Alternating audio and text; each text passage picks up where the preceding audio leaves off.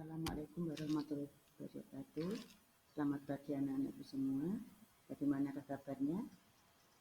Saya harap kalian dalam keadaan sehat dan selalu patuhi protokol kesehatan karena pandemi belum usai. Nah, untuk pertemuan kali ini kita masih membahas mengenai interaksi makhluk hidup dengan lingkungannya. Yang minggu kemarin kita sudah membahas tentang interaksi makhluk hidup dengan lingkungannya tadi. Untuk minggu kemarin kita sudah membahas yaitu mengenai apa itu lingkungan, kemudian habitat, dan ekosistem. Nah, kita mereview untuk minggu kemarin kita sudah tahu mengenai lingkungan itu yaitu apa tadi kemarin, yaitu segala sesuatu yang terdapat di sekitar makhluk hidup. Kemudian untuk dalam lingkungan itu terdapat dua komponen lingkungan yaitu komponen biotik dan komponen abiotik. Untuk komponen biotik adalah komponen yang terdiri dari makhluk hidup, contohnya tumbuhan, hewan, dan manusia. Kemudian untuk komponen abiotik adalah komponen yang terdiri dari apa? Makhluk tak hidup. Contohnya udara, air, tanah, kelembaban udara, cahaya matahari, itu adalah komponen abiotik. Nah, kemudian untuk kemarin juga kita membahas apa itu habitat, yaitu di mana makhluk hidup itu tinggal atau tempat di mana makhluk hidup itu tinggal, itu dinamakan dengan habitat. Kemudian untuk minggu kemarin juga kita sudah membahas yaitu mengenai ekosistem. Apa itu ekosistem? Yaitu interaksi atau hubungan timbal balik antara makhluk hidup dengan lingkungannya.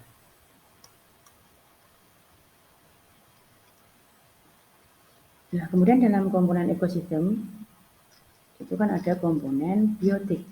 Nah, sesuai dengan peran dan fungsinya untuk komponen ekosistem biotik itu jadi produsen itu adalah sebagai penghasil makanan sendiri. Dia bisa menghasilkan makanan sendiri, yaitu dengan melalui fotosintesis. Minggu kemarin sudah kita bahas itu bagaimana proses fotosintesis, bagaimana reaksinya itu sudah kita bahas untuk minggu kemarin. Kemudian pada minggu kemarin juga kita mengenal adanya konsumen itu pada komponen ekosistem biotik. Itu ada konsumen tingkat pertama, kedua, dan ketiga. Kemudian kita juga mengenal mengenai decomposer, bagaimanakah perannya, ya, kemudian contohnya itu sudah kita bahas untuk minggu kemarin. Nah, untuk minggu ini, pada pertemuan kali ini, kita akan membahas yaitu mengenai pola interaksi di dalam ekosistem. Di dalam pola interaksi dalam ekosistem, itu kita akan mengenal adanya netralisme, kemudian predasi, kompetisi, kemudian antibiosis, kemudian kita akan mengenal simbiosis, yaitu ada simbiosis mutualisme, komensalisme, parasitisme. Gitu. Kemudian kita juga nanti akan membahas yaitu mengenai rantai makanan, kemudian jaring-jaring makanan, dan piramida makanan atau piramida makanan, piramida makanan.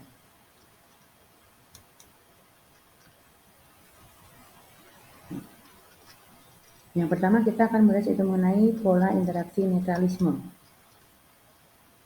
Namanya netralisme, berarti tidak saling terpengaruh, netral. Nah, pola interaksi yang dimaksud adalah pola interaksi yang tidak saling mengganggu atau tidak saling merugikan dan tidak juga saling menguntungkan meskipun hidup di habitat yang sama. Contohnya interaksi antara kambing dan kodok di ekosistem padang rumput. Kambing itu makan rumput, sedangkan kodok itu makan serangga. Jadi tidak ada saling terpengaruh. Kemudian pola interaksi predasi. Predasi itu adalah pola interaksi terjadi antara pemangsa atau predator dengan mangsanya. Jadi adanya peristiwa predator memangsa atau memakan hewan lainnya.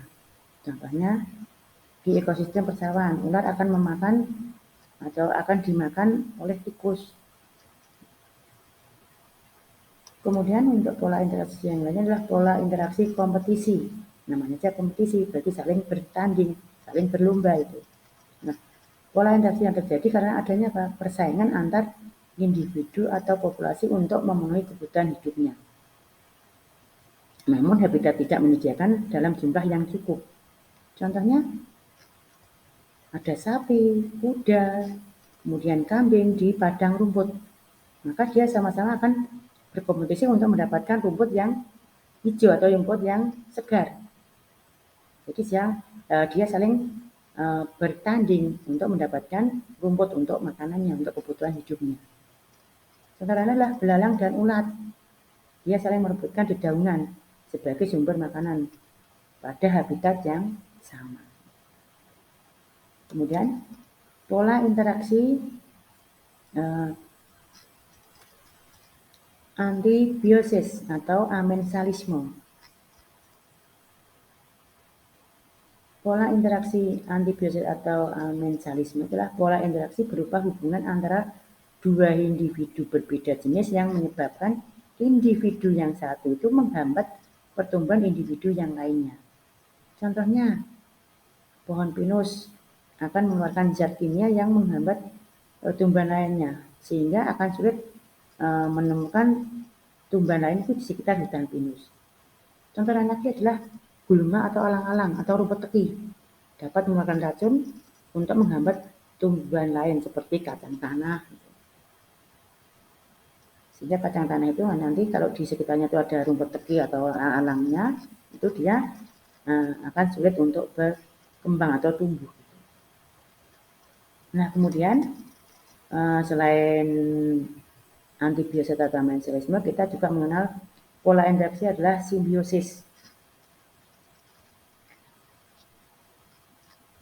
Untuk simbiosis itu kita akan mengenal yaitu mengenai mutualisme. Tentunya itu sudah tidak asing lagi ya, simbiosis itu. Mutualisme itu apa? Yaitu interaksi yang saling menguntungkan. Contohnya apa? Antara kerbau dengan burung jalak.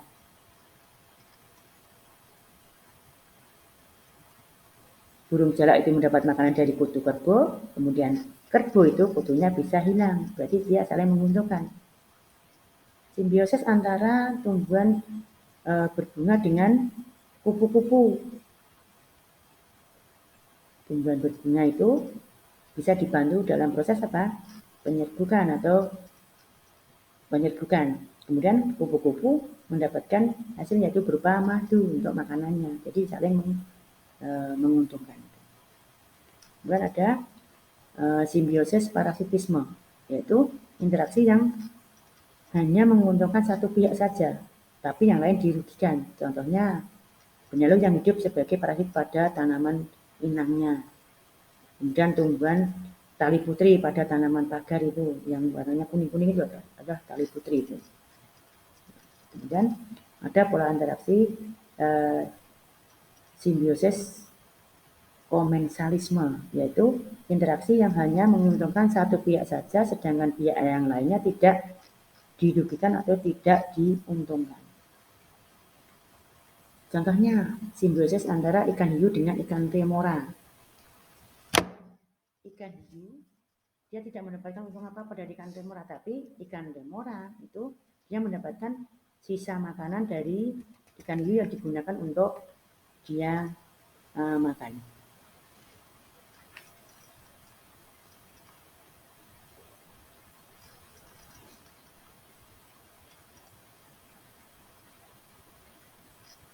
Nah, kemudian pada interaksi antara komponen biotik, kita juga akan mengenal adanya rantai makanan. Apa itu rantai makanan? Yaitu peristiwa makan dan dimakan yang bentuk satu rangkaian tertentu atau satu garis lurus yang dimulai dari produsen. Kemudian produsen itu meningkat ke konsumen tingkat pertama, kemudian konsumen tingkat pertama itu dimakan oleh konsumen tingkat kedua, kemudian konsumen tingkat kedua itu dimakan oleh konsumen tingkat ketiga, dan seterusnya. Nah, dalam rantai makanan itu juga terjadi perpindahan energi, yaitu dari produsen kemudian ke konsumen tingkat pertama, kemudian konsumen tingkat kedua, konsumen tingkat ketiga, dan seterusnya. Contohnya bagaimana untuk rantai makanan? Untuk rantai makanan itu contohnya adalah misalnya pada rantai makanan darat. Tumbuhan misalnya padi nanti dimakan oleh belalang atau ulat. Kemudian ulat atau belalang itu dimakan oleh katak dimakan oleh ulat dimakan oleh burung elang. Itu berarti dia membentuk satu garis lurus yang dimulai dari produsen. Kemudian contohnya rantai makanan di laut. Fitoplankton itu sebagai produsennya. Kemudian fitoplankton dimakan oleh zooplankton, kemudian dimakan oleh karnivora adalah ikan yang kecil-kecil, kemudian ikan kecil itu akan dimakan oleh ikan yang lebih besar, kemudian ikan yang besar dimakan misalnya oleh ikan hiu. Itulah rantai makanan. Jadi membentuk satu garis lurus. Nah, kemudian kalau beberapa rantai makanan yang saling berhubungan itu dinamakan dengan jaring-jaring makanan. Jadi jaring-jaring makanan adalah sekumpulan rantai makanan yang saling berhubungan. Jadi seperti membentuk jaring-jaring. Jadi dengan kata lain untuk jaring-jaring makanan itu harus terdiri dari lebih dari satu rantai makanan yang saling berhubungan. Contohnya tumbuhan itu yang digambar adalah tumbuhan kubis. Dia bisa dimakan oleh ulat, bisa dimakan oleh belalang, bisa dimakan oleh tikus sawah. Nah, nanti belalang itu bisa dimakan oleh burung, oleh katak. Nah, kemudian bisa lagi untuk tumbuhan itu bisa kubisnya itu dimakan oleh ulat. Nah, nanti ulat itu bisa dimakan oleh burung. Sedangkan tikus sawah itu bisa dimakan langsung elang, kemudian untuk katak itu bisa langsung dimakan oleh elang. Jadi dalam jaring-jaring makanan itu harus terdiri 2 atau lebih rantai makanan yang saling berhubungan. Nah, kemudian untuk interaksi atau pola interaksi biotik dalam ekosistem, kita juga mengenal adanya piramida makanan. Nah, piramida makanan itu adalah apa? Susunan yang menunjukkan perbandingan antara jumlah produsen, konsumen tingkat pertama, konsumen tingkat kedua, konsumen tingkat ketiga atau puncak. Jadi berat-berat melakukan apa? Susunan yang menunjukkan perbandingan antara jumlah produsen, kemudian konsumen tingkat pertama, konsumen tingkat kedua, konsumen tingkat ketiga. Nah, apabila dalam ekosistem itu terjadi keseimbangan itu apabila jumlah populasi yang menempati produsen itu harus lebih banyak dibandingkan dengan konsumen tingkat pertama. Nah, untuk konsumen tingkat pertama itu jumlahnya harus lebih banyak dibandingkan dengan konsumen tingkat kedua dan seterusnya. Itu akan terjadi keseimbangan ekosistem. Jadi dalam piramida makanan kita mengenal adanya tropik. Apa itu tropik? Itu tingkatan-tingkatan di dalam piramida makanan. Tropik pertama itu dihuni oleh produsen, dan tropik kedua itu dihuni oleh konsumen tingkat pertama, kemudian tropik ketiga itu dihuni oleh konsumen tingkat kedua, dan seterusnya. Nah, di dalam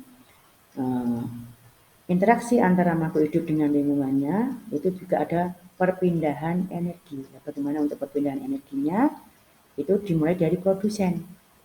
Nah, produsen itu mendapatkan perpindahan energi dari mana? Yaitu dari cahaya matahari. Jadi dari cahaya matahari itu pindah ke produsen yang digunakan untuk fotosintesis, karena bentuk produsen itulah tumbuhan yang mendapati pada posisi produsen adalah tumbuhan. Jadi cahaya matahari itu adalah dia mengalirkan energi yang terbesar. Kemudian oleh produsen itu digunakan untuk fotosintesis, kemudian dari produsen dia menghasilkan makanan nanti dan dia akan menghasilkan energi yang digunakan oleh konsumen tingkat pertama dan seterusnya. Nah, untuk pertemuan kali ini saya kira itu yang kita bahas. Kemudian untuk tugas-tugasnya nanti bisa kalian lihat di GC atau di WA. Saya kira itu. dulu. Semoga bermanfaat. Tetap jaga kesehatan dan patuhi protokol kesehatan. Saya dulu. Wassalamualaikum warahmatullahi wabarakatuh.